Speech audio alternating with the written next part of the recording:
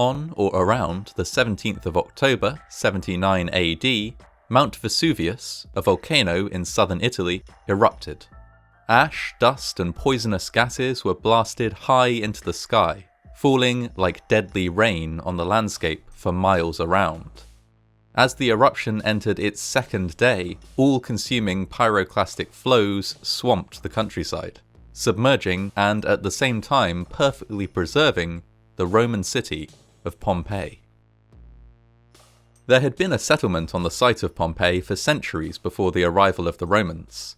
A Neolithic village became an ancient Greek town, then changed hands again and again as the years went by. It finally became a fully Roman colony around 87 BC, following a failed attempt at rebellion by some of its citizens. Pompeii had been a wealthy city before the Romans, and under their influence it only became more so. Many grand civic projects were undertaken.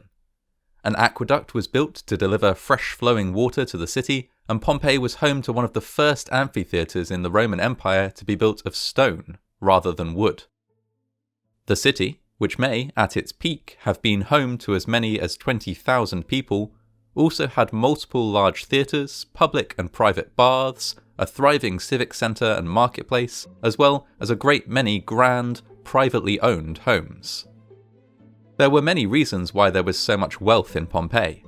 The land surrounding it was rich and fertile, making farming there a prosperous activity. Additionally, its location on the beautiful Bay of Naples made it desirable for wealthy Romans, many of whom constructed luxurious villas both in and outside the city. Merchants, too, were very much at home in Pompeii, as it served as an entry point for goods coming into southern Italy by sea. All of these factors made Pompeii a wealthy city and a valuable cultural centre for the Roman Empire, too. Citizens living there would have enjoyed what was for the time an excellent quality of life. Over the years, barring a few setbacks like an earthquake in 62 AD and a riot at the amphitheatre in 59 AD, Pompeii thrived. All of that would change one day in October 79 AD, when Mount Vesuvius erupted. The first thing most citizens noticed would likely have been a powerful ground tremor. The inhabitants of Pompeii were used to the occasional earthquake, but what followed was completely new and alien to them.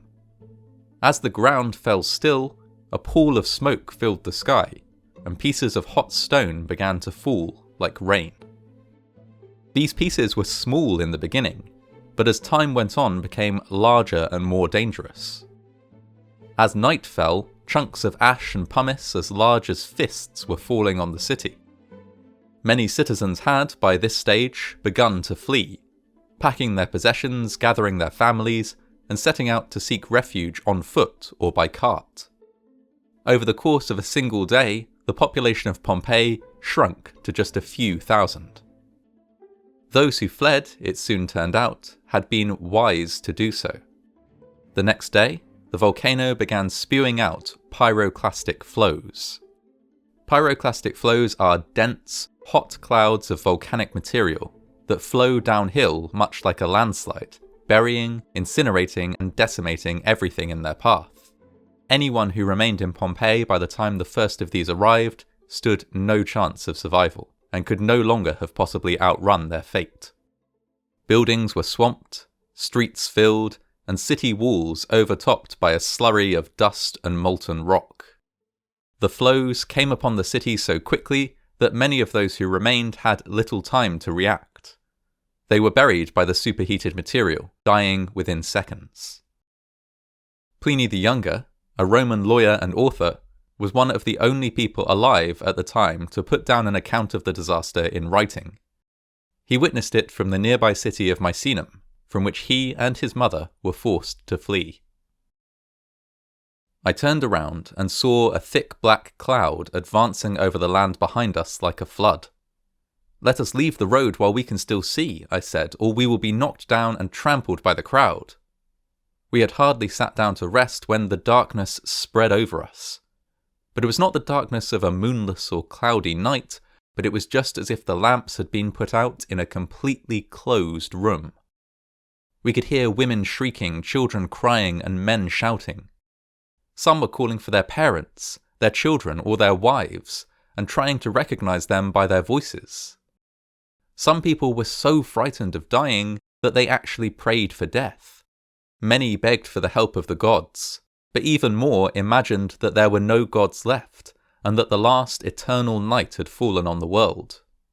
There were also those who added to our real perils by inventing fictitious dangers. Some claimed that part of Misenum had collapsed, or that another part was on fire. It was untrue, but they could always find somebody to believe them. A glimmer of light returned, but we took this to be a warning of approaching fire rather than daylight. But the fires stayed some distance away. The darkness came back and ash began to fall again, this time in heavier showers. We had to get up from time to time to shake it off, or we would have been crushed and buried under its weight.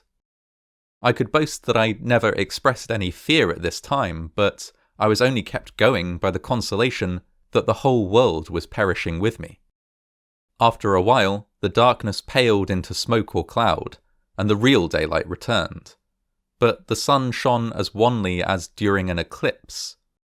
We were amazed by what we saw, because everything had changed and was buried deep in ash like snow.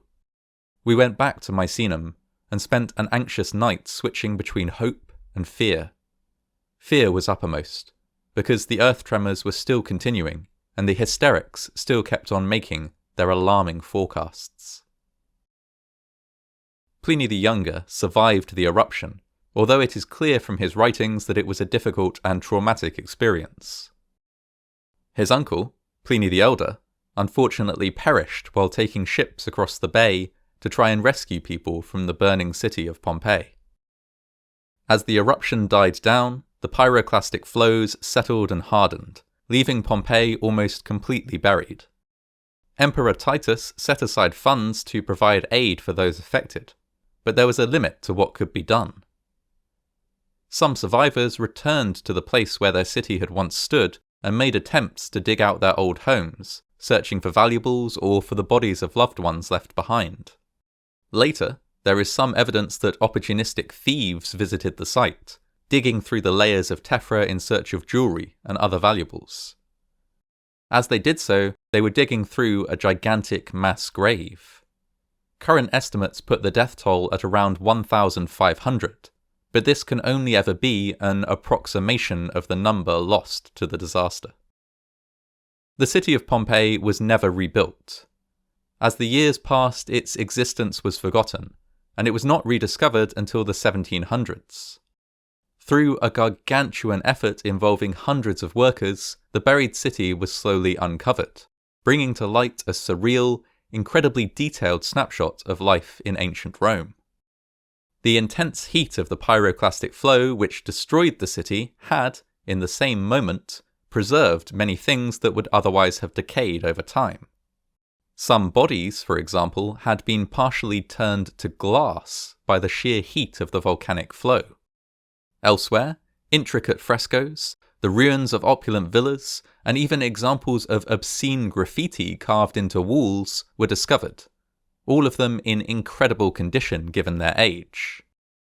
Today, the site is a tourist attraction, visited by thousands each year.